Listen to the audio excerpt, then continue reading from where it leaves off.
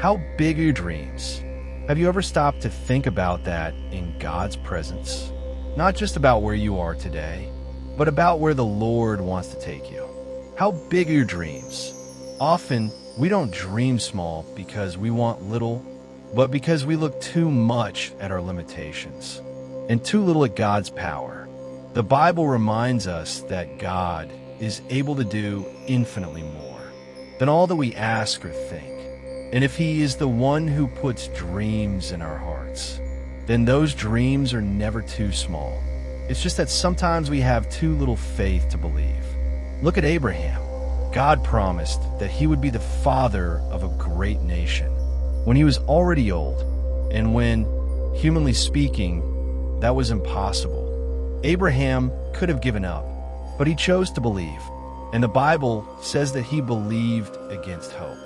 The dream seemed too big, but God was bigger. Think of Joseph. As a young man, he dreamed grand dreams, but the path to the promise was full of pain. He was betrayed by his brothers, sold into slavery, forgotten in prison. Even so, Joseph did not abandon God, and God did not abandon Joseph's dreams. What seemed like a delay was preparation.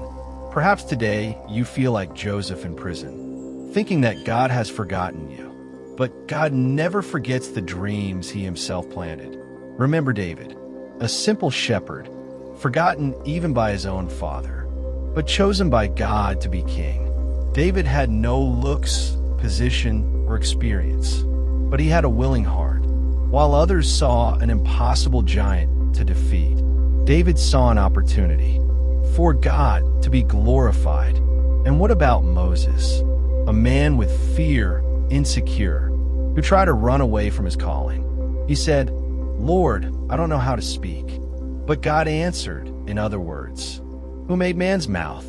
The dream didn't depend on Moses' eloquence, but on God's presence with him. They all had something in common. They weren't perfect. They didn't have everything under control, but they trusted. Dreaming big requires faith. It requires continuing to pray. When the answer seems delayed, it requires remaining faithful when no one else believes. Perhaps you are tired, thinking of giving up, thinking the dream is dead. But listen carefully. God resurrects dreams.